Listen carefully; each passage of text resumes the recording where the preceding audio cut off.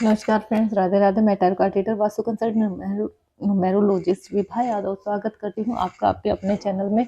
और फ्रेंड्स, आज आप सभी को होली की ढेर सारी शुभकामनाएं और ईश्वर करे माँ लक्ष्मी की कृपा पर बनी रहे और माँ सरस्वती आपके कंठ में विराजमान हो, हमेशा आपकी शुभता लेके आए और गणपति बप्पा हमेशा आपके शुभ कार्यों में आपका सदा साथ दे, आपका मंगल ही मंगल हो, चारों तरफ से धन वर्षा हो।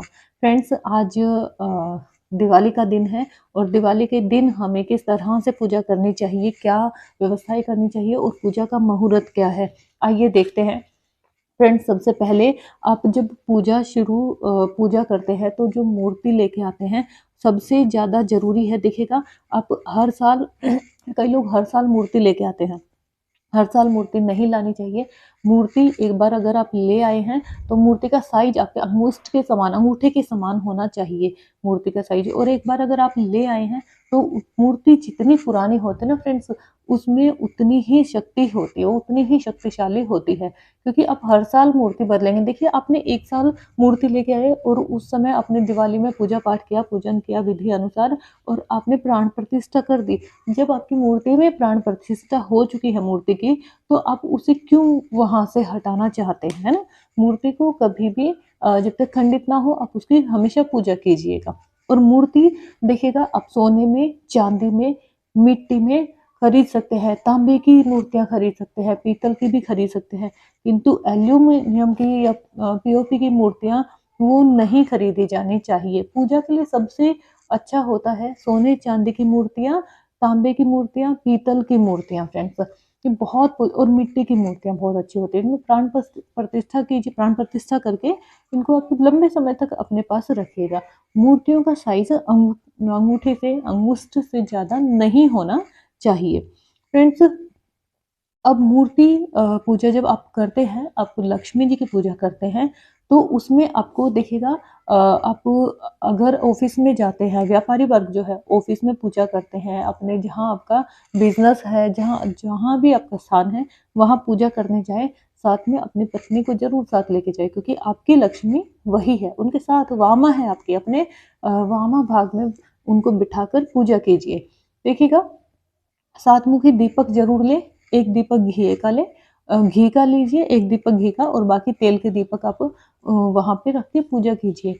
सात गोमती चक्र वहां जरूर रखिए और पूजा में आप शंख मोती कुबेर जी की मूर्ति जरूर रखिएगा। गणेश जी जरूर रखिएगा, गणेश जी के बिना कोई भी शुभ कार्य नहीं होता है फ्रेंड्स।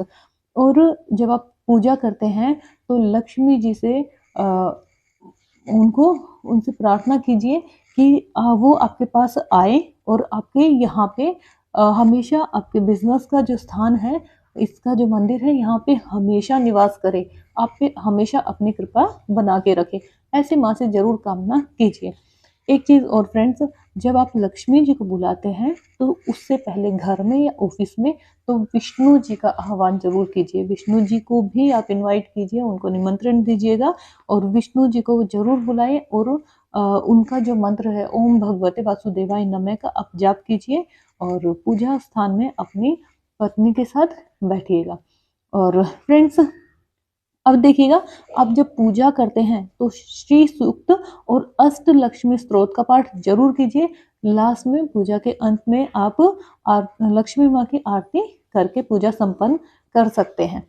सबसे ज्यादा जरूरी, धनतेरस से लेके दिवाली तक आपने जो भी सामान खरीदा है उसका प्रयोग नहीं करना है। दिवाली के दिन चावल, अक्षत और तिलक लगा के प्रॉपर तरीके से पूजा करके उन सामान की उसकी दिवाली के बाद ही आपको यूज करना होता है। दो झाड़ू जो आपने खरीदी है, एक झाड़ू की, दोनों की विधिवत पूजा करके एक झाड़ू आप अपने घर में छिप, वो लक्ष्मी जी का स्वरूप होती है और लक्ष्मी जी कभी किसी को दिखाई नहीं जानी चाहिए, तो लक्ष्मी जी को, उनको झाड़ू को आप छिपा के रखेंगे और दूसरी झाड़ू आप मंदिर वगैरह में दान कर देंगे। इससे जितने वो यूज होगी आपकी दरिद्रता उतनी ही घटेगी और आपका कर्जा उतना ही कम होगा, रुका हुआ पैसा आएगा, बिजनेस बहुत तेज गति पकड़ लेगा, गरीबी को दूर करती है।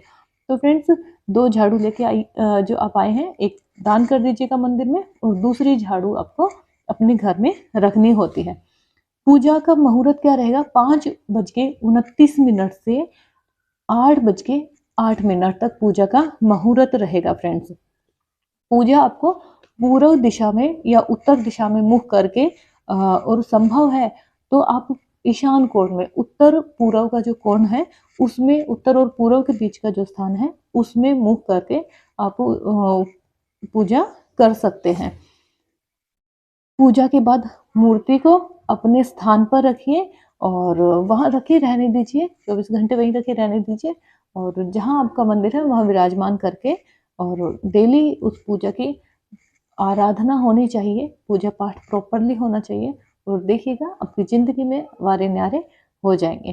तो फ्रेंड्स, आज पूजा का मुहूर्त है 5:29 से 8:08 तक, और पूजा करते टाइम आप भगवान श्री विष्णु का, नारायण का आह्वान कीजिए, उन्हें बुलाइए, ओम नमो भगवते वासुदेवाय का जाप करके, और माँ लक्ष्मी का जाप करेंगे तो ओम श्री श्रेयम नमः का जाप करके उन्हें बुलाएंगे। आप सभी को दिवाली की हार्दिक शुभकामनाएं। अब मैं इजाजत चाहती हूँ। जय माँ लक्ष्मी। आप सबको माँ लक्ष्मी अपनी कृपा बना के रखे। धन्यवाद। जय माँ लक्ष्मी।